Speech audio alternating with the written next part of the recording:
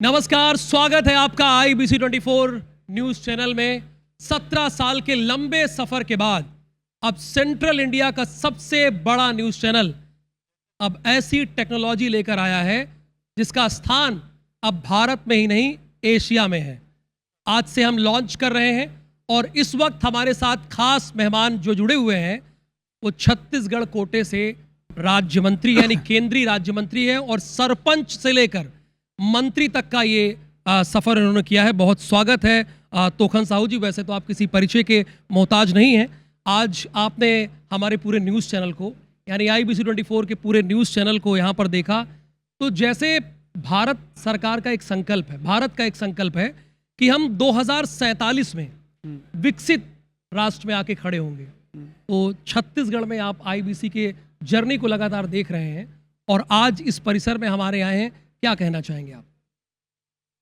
मध्य प्रदेश और छत्तीसगढ़ के number 1 news channel IBC 24 के इस शानदार कार्यालय के लिए जो अत्याधुनिक टेक्नोलॉजी से ये बनाया गया है, इसके लिए मैं IBC 24 परिवार को बहुत बहुत हार्दिक बधाई देता हूँ। 17 साल की यह यात्रा आज यहाँ तक पहुँची है और ये मध्य भारत का ये सबसे बड़ा ये अत्याधुनिक टेक्नोलॉजी से बना हुआ ये कार्यालय है। तो मैं बधाई भी देता हूँ और हमारे छत्तीसगढ़ के लिए बड़े गौरव की बात है कि मध्य भारत का सबसे बड़ा न्यूज़ चैनल हमारे उसका कार्यालय रायपुर में है। सर, आप छत्तीसगढ़ से ज़्यादा अब आपका लगाव थोड़ा दिल्ली से भी हो गया है, क्योंकि अब आप छत्तीसगढ़ के ही नहीं देश के मंत्री हैं, शहरी विकास मंत्री हैं। तो वहाँ भी आप न्यूज़ चैनल में जाते हैं और यहाँ भी आ रहे हैं। तो ये लग रहा है कि रायपुर में आप दिल्ली आ गया, ऐसा लग रहा है कि नहीं लग रहा है यहाँ पे आके आपको? निश्चित रूप से मुझे दिल्ली में भी न्यूज़ चैनलों में जाने का अवसर प्राप्त होता है और जब मैं यहाँ पर आकर के देखा विश्वेश जी के उसमें चैम्बर तक के भी गया तो मुझे बहुत प्रसन्नता हुआ। जो टेक्नोलॉजी दिल्ली में है वो टेक्नोलॉजी आज हमारे छत्तीसगढ़ में भी दिखाई दे रहा है। तो यही टेक्नोलॉजी सर जो हम यहाँ पे न्यूज़ इंडस्ट्री में लेकर आए हैं, चूंकि आप शहरी विकास मंत्री हैं, एक बहुत बड़ी जिम्मेदारी है और देश के पूरे देश के मंत्री हैं आप। तो आपके आने के बाद छत्तीसगढ़ में क्या क्या प्रोग्रेस देखने को मिल रहा है? मोदी जी की सरकार आने के बाद आपको अनेक परिवर्तन देखने को छत्तीसगढ़ में पूरे भारत देश में मिल रहा है। हमारी सरकार विकास की अवधारणा को गरीबों के पेट से जोड़ने का काम किया। आज योजना गांव तक के पहुंच रही है, एक एक लोगों के जीवन पर परिवर्तन आ रहा है। हमारी सरकार ने एक एक व्यक्ति के जीवन पर कैसे परिवर्तन आए ये नियम बना करके लोगों के जीवन स्तर को ऊपर उठाने का काम किए हैं। 2014 के पहले किसी व्यक्ति के घर पर 1 किलो चावल नहीं पहुंचता था। ये मोदी जी की सरकार है जो 80 करोड़ जनता के घर मुफ्त में चावल भिजवाने की काम करती है हर महीना। मोदी जी की सरकार आने के बाद हर गरीब का सपना होता है कि मेरा खुद का आवास हो और मेरा सौभाग्य है कि मैं उस मंत्रालय में काम करता हूं। उस सपने को भी साकार करने का काम मोदी जी की सरकार के द्वारा किया जा रहा है। प्रधानमंत्री आवास देकर के पक्का मकान, पहले योजनाएं बनती थी लेकिन उसका सही तरह से क्रियान्वयन नहीं होने के कारण भ्रष्टाचार का भेंट चढ़ जाता था। आज हमारी सरकार आवास भी बना रही है। उस आवास में शौचालय का निर्माण कराना, उस आवास में हमारा हर गरीब बत्ती सम्मान के साथ रहे उसके लिए उस आवास में लाइट की भी व्यवस्था कराना, उस आवास तक सड़क का निर्माण कराना, सारी व्यवस्था उस आवास में उज्ज्वला योजना के अंतर्गत गैस सिलेंडर देने की व्यवस्था, ये सम्मान देने का काम हमारे माननीय मोदी जी की सरकार के द्वारा किया जा रहा है। एक बात और है सर, जो सुदूर इलाके हैं जो रेल लाइन से जुड़े नहीं हैं, क्योंकि आप शहरी विकास मंत्री हैं, तो क्या उस ओर भी आप कार्य कर रहे हैं? वो प्रोजेक्ट भी रख रहे हैं माननीय रेल मंत्री के पास या दूसरे नेताओं के पास, उनको भी रेल मार्ग से जोड़ा जाए? आपने बहुत अच्छी बात आपने पूछा। मैं IBC 24 के माध्यम से मैं सभी दर्शकों को बताना चाहता हूं कि 2014 के पहले छत्तीसगढ़ को मात्र 313 करोड़ के बजट का अलॉटमेंट हुआ था। 313 करोड़ अधिकतम। इस साल की आप देखेंगे तो 47,000 करोड़ से भी ज़्यादा का कार्य हमारे छत्तीसगढ़ में रेलवे के विभिन्न क्षेत्रों में काम चल रहे हैं। इसमें आप देखेंगे कि 100% जितने भी रेलवे लाइन हैं 100% विद्युतीकरण हो चुका है। आज अंडर ब्रिज, ओवर ब्रिज का निर्माण हो रहा है। जो हमारे रेलवे स्टेशन है उनको एयरपोर्ट की तर्ज पर अमृत स्टेशन के रूप में उसका विस्तार हो रहा है। अभी खरसिया से परमल कासा एक नई रेल परियोजना की स्वीकृति मिली है 8,724 करोड़ का। अभी रावघाट से जगदलपुर 3,500 करोड़ की एक नई रेल परियोजना की भी स्वीकृति मिली है। इस तरह से ये रेलवे के क्षेत्र में मोदी जी की सरकार आने के बाद छलांग लगाया है छत्तीसगढ़ ने। कहाँ 313 करोड़ और कहाँ 47,000 करोड़ का बजट के कार्य अभी चल रहे हैं। जैसे कि इसके पहले भी स्थिति रही, प्रधानमंत्री आवास के जरिए लोगों को सुविधाएं नहीं मिल पा रही थी राजनीति की वजह से। अब आप छत्तीसगढ़ से भी हैं, अब यहाँ का निज़ाम भी बदल गया है, तो अभी तक कितने लोगों तक ये सुविधाएं पहुंच गई है, कितने प्रतिशत लोगों तक लगभग? देखिए, माननीय प्रधानमंत्री जी के तीसरे कार्यकाल में जब कैबिनेट की पहली बैठक हुआ, उस पहली बैठक में ही माननीय प्रधानमंत्री जी ने 3 करोड़ आवास की स्वीकृतियां के लिए फाइल पर तुरंत दस्तखत कर दिए। 3 करोड़ आवास, जिसमें 2 करोड़ आवास हमारे ग्रामीण क्षेत्र में बनेंगे और 1 करोड़ आवास शहरी क्षेत्रों के हमारे गरीब भाइयों के मध्यम वर्ग के परिवार के लिए बनेगा। और माननीय विष्णुदेव जी की सरकार आने के बाद छत्तीसगढ़ में 5 साल तक भूपेश बघेल की सरकार के द्वारा प्रधानमंत्री आवास को रोक करके रखा गया था। तब भारतीय जनता पार्टी के कार्यकर्ताओं ने सड़क से लेकर के विधानसभा तक लड़ाई लड़ी थी। हमने कहा था कि मोर आवास मोर अधिकार रोक के रखे भूपेश सरकार। हमारी सरकार आने के बाद हमने कहा था कि पहला काम होगा तो हम गरीबों के लिए आवास के फाइल में दस्तखत करने के बाद भी हमारा मुख्यमंत्री अपने निवास पर जाएगा। और मैं धन्यवाद देना चाहूँगा हमारे आदरणीय विष्णुदेव जी को, जिन्होंने प्रधानमंत्री आवास पर पहले दस्तखत किए, उसके बाद फिर वो अपने आवास पर गए। 18 लाख आवास छत्तीसगढ़ के फाइल पर पहले दस्तखत हुआ। आज अधिकतर लोगों का के लिए आवास का निर्माण हो चुका है, उनके लिए चाबियां सौंपी जा चुकी है। उन आवासों में पेयजल की व्यवस्था कराना, उस आवास में शौचालय की व्यवस्था कराना, आवास पर लाइट की व्यवस्था हो, ये सम्मान देने का काम मोदी जी की सरकार और विष्णुदेव जी की सरकार के द्वारा किया गया है। तो क्या मैं अपने दर्शकों को ये जिम्मेदारी से कह सकता हूँ कि 18 लाख लोगों तक प्रधानमंत्री आवास योजना पहुंच गई है? बिल्कुल निसंदेह। और किसी व्यक्ति का नाम प्रतीक्षा सूची से छूट गया है, यदि वो पात्रता रखते हैं तो अभी सरल पोर्टल के माध्यम से हमने आवेदन मंगाया था कि कोई व्यक्ति यदि पात्रता रखते हैं, किसी को प्रधानमंत्री आवास की ज़रूरत है, तो सरल पोर्टल ऐप के माध्यम से आवेदन कर सकते हैं। उसका परीक्षण करा करके उनको भी प्रतीक्षा सूची में उनका नाम जोड़ा जाएगा और उनको भी प्रधानमंत्री आवास दिया जाएगा। बिल्कुल, चलिए अच्छी बात है कि आने वाले समय में जो लाभ नहीं पाए हैं वो भी इसका लाभ पाएंगे। अभी तक जो आंकड़ा बता रहे हैं कि 18 लाख लोगों को प्रधानमंत्री आवास मिल गया है। अच्छा देखिए, एक चीज है कि 10-15 साल पहले छत्तीसगढ़ की पहचान कैसे हुआ करती थी, या तो धान का कटोरा या नक्सलवाद। अब चूंकि नक्सल धीरे धीरे खत्म हो रहा है और 2026 तक माननीय गृह मंत्री ने ये कहा है कि खत्म हो जाएगा और उस युद्ध स्तर पर काम भी चल रहा है, तो नक्सलवाद क्या कहीं कोई एक समस्या अभी आपके लिए है या दम तोड़ रही? चूंकि आप वहां भी तो जाहिर सी बात है उनको भी तो शहरों से जोड़ने का काम आपका है। देखिए, आज से हम यदि 2000 पहले की बात करें तो छत्तीसगढ़ प्रदेश को एक पिछड़ापन, एक गरीब प्रदेश, एक पलायन करने वाले लोग ऐसे पहचान होता था। लेकिन 15 साल माननीय डॉक्टर रमन जी की सरकार रही और रमन जी की सरकार आने के बाद बिजली के क्षेत्र में, सड़कों के निर्माण के क्षेत्र में, स्कूलों के क्षेत्र में, हेल्थ के क्षेत्र में इतने काम हुए कि 3 प्रदेशों का निर्माण एक साथ हुआ, उत्तराखंड, छत्तीसगढ़ और झारखंड। यदि इन तीनों प्रदेश की तुलना किया जाए तो तेजी से यदि विकास किसी प्रदेश का हुआ है तो छत्तीसगढ़ का हुआ है। 15 साल माननीय डॉक्टर रमन सिंह जी मुख्यमंत्री रहे। उन्होंने अपनी मेहनत से, अपने सूझबूझ से इस जो गरीब कहलाने वाले इस प्रदेश को कितना आगे ले गया। उस समय फूड सिक्योरिटी बिल लाया गया, लोगों के घर अनाज पहुंचाया गया, गांव-गांव में स्कूल खोले गए, अस्पताल खोले गए, शिक्षा के क्षेत्र में, स्वास्थ्य के क्षेत्र में। हमारी सरकार इतना काम किए, किसानों के लिए काम हुआ, मजदूरों के लिए काम हुआ, सबके लिए काम हुआ। आज इस प्रदेश की एक अलग ही पहचान है। और यदि मैं नक्सलवाद की बात करूं तो आज नक्सलवाद दम तोड़ रहा है। माननीय गृह मंत्री जी ने कहा है कि 2026 तक हमारा पूरा देश नक्सल मुक्त होगा, हमारा छत्तीसगढ़ नक्सल मुक्त होगा। उसी दिशा में हमारे जवान बहादुरी के साथ लड़ रहे हैं। और नक्सल ऑपरेशन के दौरान आपने देखा होगा कि बड़ी से बड़ी कार्रवाइयाँ हो रही है।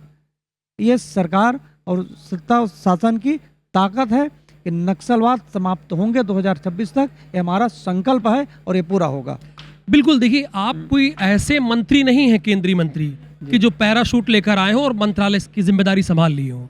आप सरपंच से रहे हैं, यानी ग्राउंड पर, धरातल पर क्या गड़बड़ झाला हो रहा है उस बात को भी जानते हैं। अगर मान लीजिए कोई आपसे डायरेक्ट अप्रोच करना चाहे प्रधानमंत्री आवास या दूसरी शहरी आवास योजनाओं में, लोगों को सही तरीके से लाभ ना मिल पा रहा हो, तो लोग कैसे तोखन साहू जी तक पहुंचे? या जैसे कि कई खबरें मैं पढ़ता हूं सर, बतौर एंकर, कि प्रधानमंत्री आवास में कुछ जगहों पर हमको गड़बड़ियां देखने को मिलती है, तो उन्हें दूर कैसे किया जाए बहुत छोटे स्तर पर? तो उसमें आपका क्या कहना है? एक बात मैं बहुत स्पष्ट आपके माध्यम से, IBC 24 के माध्यम से कहना चाहूँगा। हमारी सरकार का, माननीय प्रधानमंत्री जी का ये स्पष्ट निर्देश है कि कोई भी कहीं भी प्रधानमंत्री आवास पर या कहीं भी कोई गड़बड़ी करते हैं तो भ्रष्टाचार पर हमारी जीरो टॉलरेंस की नीति है। हम उस पर सख्त से सख्त कार्रवाई करेंगे। और मैं कहता भी हूँ जहाँ भी जाता हूँ, यदि प्रधानमंत्री आवास पर कहीं कोई गड़बड़ करता है, कोई रिश्वत मांगते हैं, तो तुरंत मुझे मेरे नंबर पर शिकायत करो, मैं उस पर कार्रवाई कराऊंगा। यानी ये आपसे डायरेक्ट कॉल कर सकता है कोई भी? डायरेक्ट मेरे पास कॉल कर सकते हैं। और 1994 में मुझे याद है कि जब पहले बार मेरे पास मोबाइल आया था, तब श्री विजय साहू जी भांजे जी जो उन्हें एक नंबर ला कर दिए थे, 98 93 59 30 68, तब से मेरे पास वही नंबर है। लोग आज भी मुझसे उसी नंबर पर बात करते हैं। जिसकी कोई समस्या हो, कोई बातचीत हो, कोई चर्चा हो, तो मैं उसी नंबर से ही बात करता हूं और तुरंत उस समस्या के समाधान के लिए मैं संबंधित अधिकारी, कर्मचारी या अपने ऊपर के लीडर से मैं बात करता हूं। मतलब तोखन साहू का जो सरपंच रहते हुए लोगों से लगाव था, वही लगाव केंद्रीय मंत्री रहते हुए हुआ। कोई बाधा नहीं है, कोई बैरियर नहीं कि इस बैरियर को पार कीजिए तब तोखन साहू तक पहुंचे? बिल्कुल नहीं। मैं एक छोटा सा कार्यकर्ता हूँ भारतीय जनता पार्टी का, एक कार्यकर्ता। सर, आप छोटे से कार्यकर्ता खुद को कह रहे हैं, आप केंद्रीय मंत्री हैं सर। यहाँ तक पहुंचने के लिए लोगों को बहुत पापड़ बेलने पड़ते हैं। देखिए, और बहुत लोग प्रतीक्षा में रहते हैं सर। एक कार्यकर्ता की हैसियत से मैं काम करता हूँ। ये केवल भारतीय जनता पार्टी में ही हो सकता है कि मेरे जैसे एक छोटा सा कार्यकर्ता, मेरे कोई राजनीतिक वजूद नहीं, मेरे परिवार में मुझसे पहले कभी कोई पंच का चुनाव भी नहीं लड़े। मेरे पिताजी भारतीय जनता पार्टी जनसंघ के हमारे परिवार मतदाता रहे, पर राजनीति के राह को कोई नहीं जानता। मैं उस परिवार से आने वाला व्यक्ति हूँ और उस परिवार में आकर के मैं पंच से, ग्राम पंचायत के पंच से मेरी ये राजनीतिक यात्रा शुरू हुई है। पंच, सरपंच, फिर जनपद सदस्य, फिर महिला आरक्षण होने के कारण मेरी धर्मपत्नी श्रीमती लीलावती साहू जनपद अध्यक्ष बनी। 2013 में मुझे पार्टी ने विधानसभा के लिए टिकट दिया, मैं विधायक बना। 2014 में माननीय डॉक्टर रमन सिंह जी ने संसदीय सचिव के रूप में जिम्मेदारी दिए। 18 तक मैं उसमें काम किया और साथ साथ मैं संगठन में भी काम करते रहा, युवा मोर्चा में, मंडल के महामंत्री, जिला में, उसके बाद पिछड़ा वर्ग मोर्चा प्रदेश में एक सदस्य के रूप में, अभी भी मैं किसान मोर्चा के प्रदेश अध्यक्ष के रूप में मैं अभी भी काम कर रहा हूँ। तो मैं संगठन से भी काम करते रहा, चुनाव भी लड़ते रहा, जनता का खूब स्नेह मिला, स्थानीय लोगों का इतना प्यार, इतना स्नेह। सर, जनता को तो खूब स्नेह मिला जी। अब छत्तीसगढ़ कोटे से आप मंत्री हैं केंद्र में, तो छत्तीसगढ़ को क्या मिलेगा देश से? ऐसा कुछ आपने कोई प्लान करके रखा है? चूंकि अब 4 साल और है, 1 साल तो हो गए, क्या छत्तीसगढ़ के लिए प्लान है? मैं देश के लिए पूछ सकता हूं, लेकिन अभी प्रॉपर चूंकि छत्तीसगढ़ में आप हैं तो इसलिए पहले छत्तीसगढ़ के लिए पूछ रहा हूं। देखिए, छत्तीसगढ़ में अपार संभावना आपके है। मंत्रालय से पूछ रहा हूं। मेरे मंत्रालय से बहुत कुछ मिला है, बहुत कुछ मिलने वाला है। शहरी विकास मंत्रालय के आप स्वच्छ भारत मिशन योजना, जितने भी शहर में निर्माण हुए हैं, यदि शौचालय बनाने की बात आती है तो स्वच्छ भारत मिशन योजना से ही आता है। यदि हम नाली निर्माण की बात करते हैं तो स्वच्छ भारत मिशन योजना से ही होता है।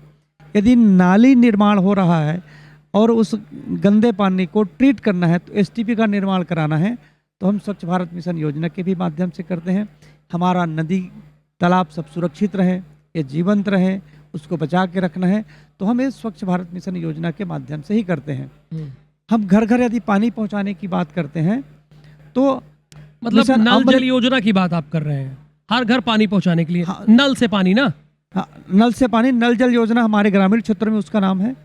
अमृत मिशन योजना के माध्यम से हम शहरों में लोगों के घर तक पानी पहुंचाते हैं। शहर में यदि किसी स्थान में ग्रीनरी करना है तो भी उसमें करते हैं। हमें तालाबों का संरक्षण करना है तो भी हम अमृत मिशन योजना के माध्यम से करते हैं। यदि आज पूरे देश की बात कर रहा हूं मैं, शहरी परिवहन के क्षेत्र में प्रधानमंत्री ई बस सेवा के लिए रायपुर को 100 बसें मिल चुकी हैं, दुर्ग में 50, बिलासपुर में 50 और 40 बसें कोरबा को। यानी शहर की गतिशीलता बनी रहे, इसके लिए प्रधानमंत्री ई बस सेवा माननीय प्रधानमंत्री जी के नेतृत्व में सभी शहरों 169 शहरों को के लिए व्यवस्था उपलब्ध कराई जा रही है। पहले अभी ये छत्तीसगढ़ के किन किन शहरों में है ई बस सेवा? ई बस सेवा कब तक योजना लाने की ये प्लानिंग है आपकी? इसके लिए 40 करोड़ रुपया इंफ्रास्ट्रक्चर के निर्माण के लिए छत्तीसगढ़ में जारी हो चुके हैं। इसमें 100 बस रायपुर के लिए, ये पहले खेप में, हाँ, 50 बस दुर्ग के लिए, 50 बस बिलासपुर के लिए और 40 बस कोरबा के लिए। और भी मांग होगा तो हमने कहा है कि भाई वर्कआउट करिए, वर्कआउट करके हमें बताइए कि किन किन शहरों को ज़रूरत है। हम प्रधानमंत्री ई बस सेवा के माध्यम से लोगों के परिवहन के लिए, परिवहन की गतिशीलता बनी रहे, इसके लिए बस भी उपलब्ध कराएंगे। बिल्कुल जाहिर सी बात है, ई बस यहाँ पर होगी तो लोगों की गतिशीलता बनेगी। मैं अभी आपको देख रहा था माननीय मंत्री जी, एक चीज़ और आपको बताना चाहूँगा, यदि शहरी गतिशीलता की बात हो रही है तो माननीय प्रधानमंत्री जी के नेतृत्व में आज हमारे देश ने मेट्रो ट्रेन की सेवा में आप देखेंगे कि विश्व में हम 3रे नंबर पर हैं। ये माननीय प्रधानमंत्री जी की दूरदर्शिता है। विश्व में 3रे नंबर पे हैं, बिल्कुल विश्व में 3रे नंबर पर, और बहुत जल्दी हम 2रे नंबर पर आने वाले हैं। और माननीय प्रधानमंत्री जी के द्वारा अभी 2 दिन पहले भोपाल की धरती से मेट्रो ट्रेन इंदौर का शुभारंभ किया गया। मध्य प्रदेश का पहला मेट्रो ट्रेन इंदौर में शुभारंभ किया गया। उस कार्यक्रम में मुझे भी जाने का सौभाग्य मैंने देखा प्राप्त था, हुआ। मैं न्यूज़ पढ़ रहा था, मैंने देखा था कि आप बतौर शहरी विकास मंत्री उस कार्यक्रम में थे। तो जब मैं देखा था रायपुर के इस भव्य स्टूडियो से न्यूज़ पढ़ रहा था तो मेरे मन में एक ख्याल आया कि तोखन साहू जी वहां पहुंचे हुए मध्य प्रदेश में और प्रदेश का पहला मेट्रो वाला शहर हो गया इंदौर। तो आप रायपुर या छत्तीसगढ़ से ऐसा कोई कमिटमेंट करना चाहेंगे? क्योंकि अभी आपका टेन्योर तो बहुत बड़ा काफ़ी है, 4 साल है, तो यहाँ छत्तीसगढ़ की जनता से ऐसा कोई कमिटमेंट करना चाहेंगे, उसकी कम से कम नींव रखी जाए? देखिए माननीय स्काई वॉक तक ही है। देखिए माननीय प्रधानमंत्री जी के द्वारा मेट्रो ट्रेन की सेवा में अभी हम ये 24वां शहर है जहाँ मेट्रो ट्रेन प्रारंभ हुआ है। ठीक है। अब रैपिड रेल हमारे देश में चलना प्रारंभ हो गया है। वंदे भारत ट्रेनें चल रही है। कहाँ से कहाँ छलांग लगा रहा है, ये आदरणीय प्रधानमंत्री जी की दूरदर्शिता है, ये मेहनत है, परिश्रम है। भारतीय जनता पार्टी की सरकार ने छत्तीसगढ़ के लिए भी हमने रायपुर से लेकर के दुर्ग तक मेट्रो ट्रेन चले, इसके लिए वर्कआउट करने के लिए कहा है कि भाई संभावनाएं तलाशिए, क्या संभावनाएं हैं कि रायपुर से दुर्ग तक यदि हम मेट्रो ट्रेन चला सकते हैं तो उस पर काम करना चाहिए। तो अपने अधिकारियों को हमने कहा है। ये पेपर वर्क शुरू हो गया है, ये एक्सक्लूसिव जानकारी आप दे रहे हैं? ये पेपर पर शुरू हो गया है? ये पेपर पर शुरू नहीं, पहले तो उसके लिए सर्वे कराना। ओके। सर्वे करा करके कि रायपुर से दुर्ग तक, रायपुर से दुर्ग पहले सर्वे करके हमें बताएंगे। तो बहुत बड़ा रूट तय कर रहे हैं माननीय मंत्री जी आप। ये सर्वे करके हमें बताएंगे कि अन्य शहरों से अध्ययन करके कि हम रायपुर से दुर्ग मेट्रो ट्रेन चला सकते हैं कि नहीं चला सकते हैं। तो ये हमें अध्ययन करके बताएंगे कि क्या संभावनाएं हैं। हमें जैसा रिपोर्ट आएगा उस रिपोर्ट की दिशा में फिर हम लोग आगे बढ़ेंगे। मतलब इस ओर आप आगे बढ़ रहे हैं, इस ओर सोच रहे हैं, मेट्रो की बिल्कुल तरफ सोच रहे हैं। बिल्कुल, जब आपने अधिकारियों को निर्देशित कर दिया है। बिल्कुल, जब तक हम सोचेंगे नहीं, उस दिशा में विचार नहीं करेंगे तो काम कैसे करेंगे। ये आदरणीय मोदी जी की सरकार है जो संभावनाओं को तलाश करके हम आगे बेहतर क्या कर सकते हैं कि आगे आने वाले समय में जनता को अधिक से अधिक लाभ हो, हमारा यह प्रदेश आगे बढ़े या देश आगे बढ़े, यह आदरणीय प्रधानमंत्री जी की सोच है। ठीक है, बड़ी अच्छी बात है। और एक मेरा ये भी प्रश्न आपसे है कि दूसरे शहरों से छत्तीसगढ़ भी कदम से कदम मिलाकर चले, कहीं कम ना लगे। अगर आप महाराष्ट्र पहुंचे या आप उत्तर प्रदेश पहुंचे या आप मध्य प्रदेश पहुंचे या दूसरे विकसित राष्ट्रों की ओर बढ़े, तो उसके लिए आपकी क्या कार्य योजना है, क्या क्या व्यवस्थाएं देखते हैं? देखिए, छत्तीसगढ़ में अपार संभावनाएं हैं। बिल्कुल, उसमें कोई दो राय नहीं है। छत्तीसगढ़ में हमारे यहाँ कोयला है, हमारे यहाँ पानी है, हमारे यहाँ के लोग मेहनती हैं। छत्तीसगढ़ को धान का कटोरा कहा जाता है, सब चीज़ है छत्तीसगढ़ में। हम किसी भी शहर के साथ हम छत्तीसगढ़ की तुलना कर सकते हैं। यहाँ उद्योग है, यहाँ उद्योग को बढ़ावा देने के लिए भी हमारी सरकार काम कर रही है। किसानों के जीवन में भी परिवर्तन आए, किसान तरक्की करे, उसके लिए भी हमारी सरकार की प्लानिंग है। सब सेक्टर में हम आगे बढ़ें, ये हमारी सरकार की सोच है।